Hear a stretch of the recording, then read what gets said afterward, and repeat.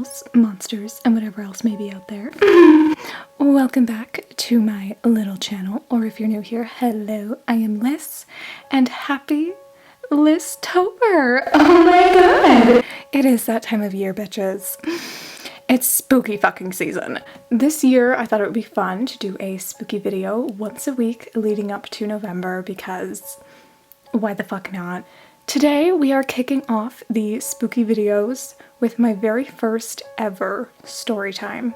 Also, can we appreciate how extra this background is? And also, Skelly didn't make it in. Well, could he? Can't see him. Oh my gosh, I just almost burnt my hand. Oh my god, let's not do that, Liz. No. Anyway, so I thought that it would be fun to do a story time since I've never done one and I have so much to say. Keeping with the spooky theme, our story time today is going to be about my haunted apartment. It's 11:40 p.m. So we're going to be filming this throughout the midnight hour. Because why the fuck not, you know? So if you saw my last video that was like a little updates video, then you would know that I recently moved into my own little apartment, and it is a basement apartment, which makes it even more creepy, which I quite like. There's a lot of spiders everywhere. I quite like the spiders, but the other bugs, however, do give me the... I can't tell if that noise was my cat or not. Oh my god, okay. There might actually be activity during this story time because there usually is at night, which is why I wanted to film this at night. If you don't believe in ghosts, you won't like this video, but if you do, sit back, relax, get a warm cup of coffee. I have a little pumpkin spice latte that I made for myself because I'm one of those bitches. And let's get on to the ghost talk. We're gonna go back to 2 years ago to start this off. My sisters and I were staying in this apartment, just visiting my grandparents. I don't know what the exact word for it was. I think it was a mimic. That was what we decided that it was. But the apartment is right next to my grandparents' old office because they used to work from home. And the office isn't used anymore. It's just a creepy ass room in the basement right outside my front door. Love that for me. But when I was staying here with my sisters, I would be sitting beside both of them on the couch and we would hear one of our names being called from one of our voices from the office. This would happen all the time. It happened when we'd be showering, we'd hear each other, we'd get out of the shower like, "Are you okay?" And it's, you know, it wasn't us. It was that damn fucking thing in the office. We would also hear it meowing at our cat. Like, our cat would play with something that wasn't there. And it would meow back at him, and it was really fucking freaky. So we ended up closing the door and not letting him go into the office because fuck that noise. Don't play with my cat, excuse your ass. Now flash forward to this year in July when I moved into this apartment. My sister's boyfriend came to move me here. Shout out to Austin. Thank you, Austin. You're such a gem. And he was working on my sink in the bathroom, trying to fix it because the drain was broken. And while he's doing this, we both heard a cat bell. Keep in mind, I didn't have my cat with me at this time. So we both heard a bell and we looked at each other. We're like, did you hear that? Yeah? Okay, cool. There was no bells in the apartment. Like, there was nothing that could have made a bell noise, but it was so clearly a cat bell. Then a couple nights later, I was sending my friend a Snapchat and I was talking about how much I missed my cat, Karen, because the first week of me living here, Karen wasn't with me yet. And during this Snapchat video, I heard a cat bell and it sounded exactly like the bell on her collar. We have different sounding bells for all of our cat's collars and that was so clearly Karen's bell. Like, I'm a crazy cat lady, I know my cat's bell, and it was her, and it really freaked me out, and when I sent the video, my friend said that she could hear it too. Not my cat trying to break open the door. Okay, you can come out only because I'm talking about ghosts and you're freaking me out. Dilly! Dilly! So that first week of me living here, completely alone in the basement, was just the most activity-filled week. So I would randomly hear things, and it was really freaking me out because nobody was with me. But my first night sleeping here, my sister and her boyfriend were sleeping upstairs in my grandma's guest room, and I heard footsteps walk into my apartment and then into my bedroom, up to beside my bed, and I was sleeping on a mattress on the floor at the time. So I could like sense something behind me because I had my back facing it. Like, I heard the footsteps. I knew that shit was there, and I didn't get an uneasy feeling though. Like, I could sense something was there, but it didn't feel bad. My grandfather passed away in this house a year ago, so I was like, Papa, you're scaring me, please go away. And it fucking walked away. I heard the footsteps, it walked away. Fast forward the next night, same thing kind of happens. It doesn't walk right up to me. I get an uneasy feeling. I feel heavy, like a weighted blanket is on me, like the energy is so beyond off. Oh, I guess I should also say, I'm really into energies. I can sense that shit. I don't know if it's a gift or a curse, probably both, but I sensed something and I didn't fucking like it, okay? So I started a little audio recording because I could hear these footsteps, and I'm sending it to my friend and she's like, yeah, I hear those footsteps. Then I hear something fall in my bathroom, and it's like the loudest fucking noise. It sounded like a cap flew off of a bottle. In the morning I checked, nothing was moved, but I heard it. The audio recording heard it. It was fucking freaky.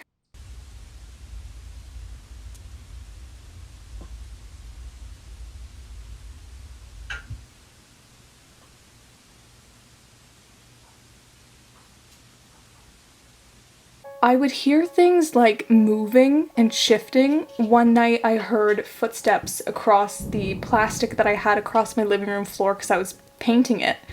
I heard footsteps along that. One night I had a mug in my sink with a spoon in it, from coffee of course, and at exactly 3:33 a.m., because obviously I'm up at that hour, I was sending Snapchats to my friend, so I knew the time when it happened. I was on my phone. The spoon clanked so beyond loud. It's not like it just shifted, like it fucking slammed against the mug. And in the morning, it wasn't in the mug. It was laying beside it in the sink. This video is honestly such a mess. I should have scripted this shit. I'm just like ranting about all the freaky shit that happens, and I didn't think to script it. It's fine. It got to a point where the energy was so overwhelmingly bad that I wanted to completely sage the apartment and just like figure out how the fuck to get these energies to leave me alone. I would sweep towards the door, sweeping out the door. If you are into spirituality and witchcraft, then you know that sweeps away not only the dirt on your floor, but the bad energies as well. And putting a bell above your door also cleanses energy upon entering and leaving your apartment or your house. But yeah, I was trying everything that I could to protect myself, but these energies just weren't leaving. So I talked to my mother about it, and she used to live in this house when she was a kid. This was her childhood home. My grandparents still live in it. Or grandma. Oh my god, I'm so insensitive. Apparently, my mother dearest used to play with Ouija boards. Now that is something I do not fuck with. I don't fuck with Ouija boards. I never will. But my mom said that she always used to have a lot of activity happen. She would get freaked out, she would throw the game aside, and she wouldn't do the most important thing, which is say goodbye. So my mom was like, let's bring a Ouija board into the house and we'll send back everything I invited in throughout the years. Fuck no! Like, no, you're just gonna invite more shit here. I don't want that. Yeah, no. I shot down that idea real quick. No Ouija boards are entering this apartment. Once my cat got there, I thought that I would feel way better. She would protect me, everything would be good. It actually just made it worse because it was just confirming that all these noises, all these things I was sensing were there, because she would hear them too. She would perk up, she would follow things with her eyes that weren't actually there. if I sensed something and I like looked over at that part of the room, she would always also be looking over at that part of the room. So it just made me like believe it 100%, because if a cat senses it, it's there. Then after about a month of living here, I went home to visit my parents, and I ended up being there for 3 weeks. It was supposed to be 1 week. Then I became a wedding photographer. That's like a whole other fucking thing. Yeah, I did wedding photos, and I'm really fucking proud of them. Anyway, and I didn't bring Karen with me. I didn't ever have Karen in the apartment again after that. But I didn't have any animals here, you know?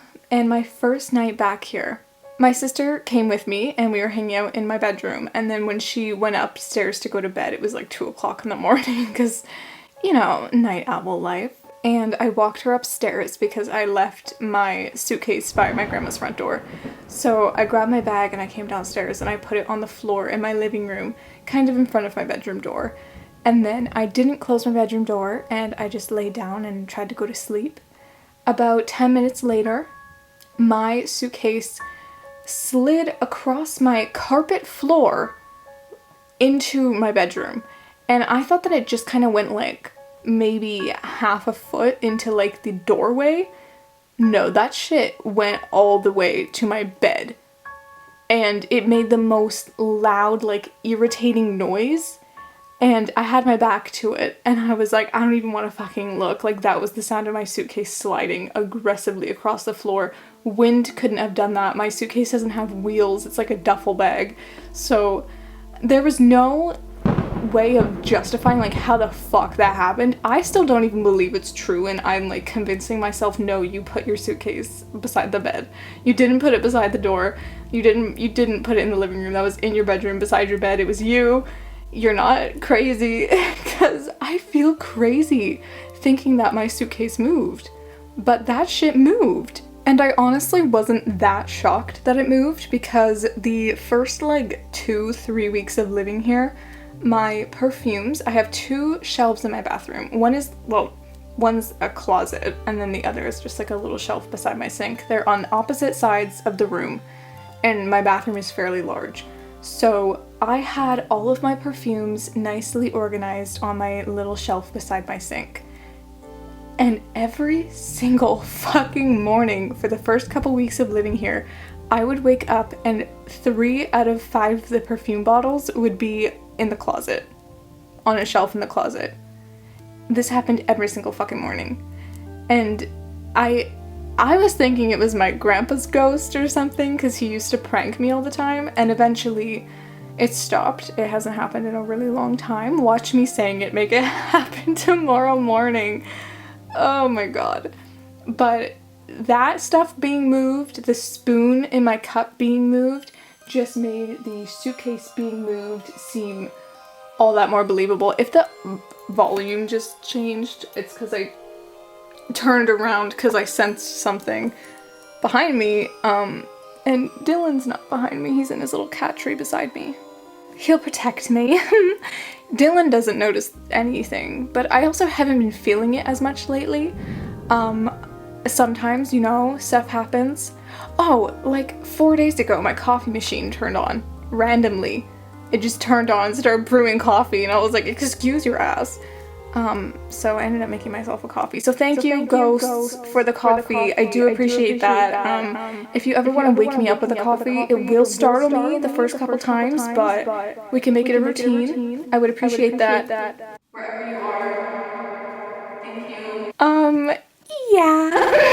I will keep you guys updated on how the ghosty situation goes on my Instagram. If anything else happens, I'll start posting about it from now on, because I'm sure a lot of you are probably interested in that shit, because I did a little poll on Instagram asking what video you guys wanted, and literally almost all of you voted for a haunted apartment story time, so you're welcome. I hope that it wasn't too much of a confusing mess. Again, I really should have scripted this, but I just wanted to film it.